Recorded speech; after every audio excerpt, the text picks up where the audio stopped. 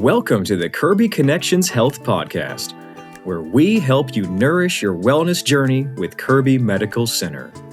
I'm Nolan Alexander, and on this episode, we'll talk about prediabetes with Dr. Lauren Foer, a primary care medical officer and KMG Medical Director. Lauren, thank you so much for joining us. How are you today? I'm doing very well. Thank you for having me.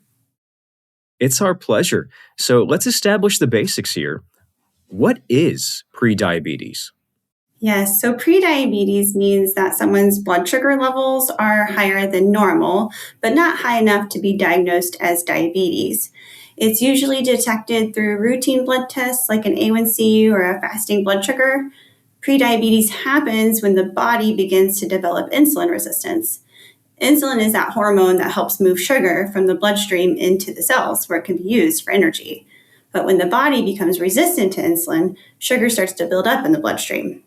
Prediabetes is incredibly common. In fact, about 1 in 3 adults has prediabetes, and most people don't even realize it. I would say that in my practice, I am diagnosing at least one new case of prediabetes every week. But the good news is that prediabetes is one of the few health conditions where early action can truly make a big difference. With some small lifestyle changes, many people can prevent or delay developing diabetes. Is it really that common? 1 in 3 adults? Yeah, it's incredibly common. It's really surprising how often we're coming across prediabetes these days. So who's at risk for developing prediabetes? Yes, there are some risk factors that make someone more likely to develop prediabetes that increases their risk for this. So these include family history of having diabetes, being overweight, having a sedentary lifestyle, even having a history of gestational diabetes during pregnancy can increase your risk. There's also some conditions like PCOS or polycystic ovarian syndrome that increases someone's risk of developing prediabetes, or just increasing age can. So what are the signs and symptoms that people should look out for? The challenge is that most people with prediabetes have no symptoms, which is why routine screening and regular visits with healthcare providers are so important. Without changes, about 15 to 30% of people with prediabetes will go on to develop diabetes within just 5 years. And that's pretty significant. Diabetes can then increase the risk of developing complications like heart disease, kidney disease, nerve damage, or even vision problems.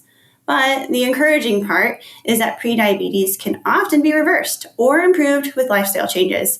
This is really a window of opportunity to make adjustments that can have long-term benefits.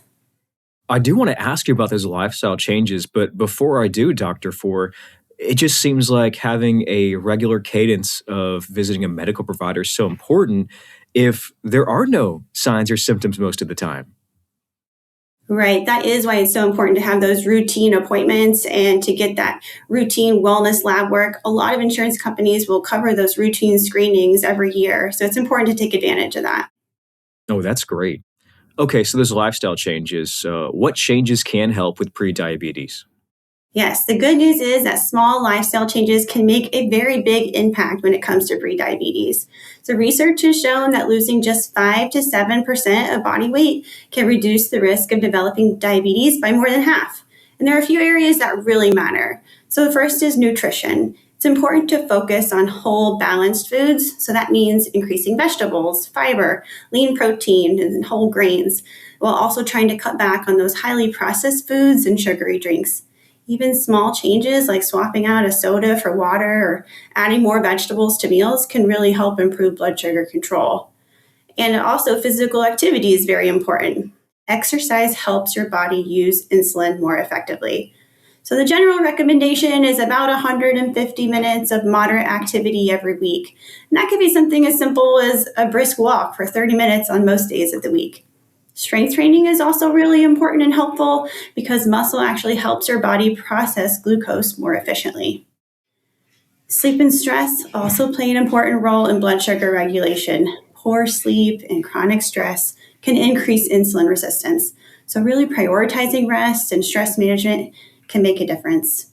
I often really like to remind my patients that improving metabolic health doesn't require perfection. It's about consistent small steps. And with that, it's probably important to get off to a good start, right? And establish some momentum so you can be consistent and maybe have a routine too. Yes, exactly. I always say we're not going to change everything overnight. Start with evaluating where we are, and then we can develop a plan to move forward. Small, consistent steps. That's key in just about everything we do, especially for what you said and changes for prediabetes diagnosis. In addition to that, I'm just curious, are there any medications that can treat prediabetes?